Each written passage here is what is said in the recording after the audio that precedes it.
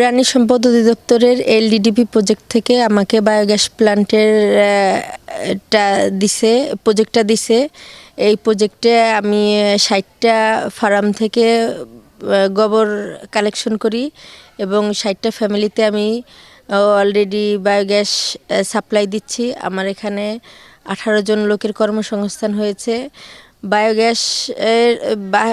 Biogas ছাড়া যে গোবরটা দিয়ে আমি গ্যাস উৎপাদন করি, সেই গ্যাসের তো আমি মানুষের কাছে সাপ্লাই করি।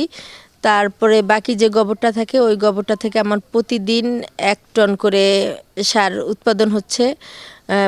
সেটা দিয়ে আমি আবার ডিওয়াটারিং মেশিনের মাধ্যমে ওই সারটা তুলে ফেলে তারপরে আমি সেটাকে ট্রাইকোডার্মা পাউডার দিয়ে 15 দিন মিক্স করে রাখি। মিক্স করার পরে এলডিডিপি প্রজেক্ট থেকে আমাকে ল্যাবের ব্যবস্থাও করে দিছে।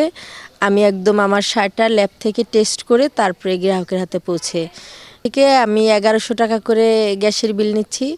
তাতে গ্যাস থেকে আমার প্রতি মাসে 60 থেকে 70 হাজার টাকা ইনকাম আসবে। ভালো উদ্যোক্তা হয় তাকে আমরা বাছাই করেছি এবং এলইডি প্রকল্প থেকে তাকে যত খরচ গেছে তার 40% তারা বিয়ার করছে এবং বাকি 60% সে ডিজে খরচ করছে। এভাবে আমরা তাকে সহযোগিতা করছি এবং এলইডির সঙ্গে সংযোগ করিয়ে দিয়েছি এবং এইভাবে সে কাজটা আগিয়ে নিতে পারছে।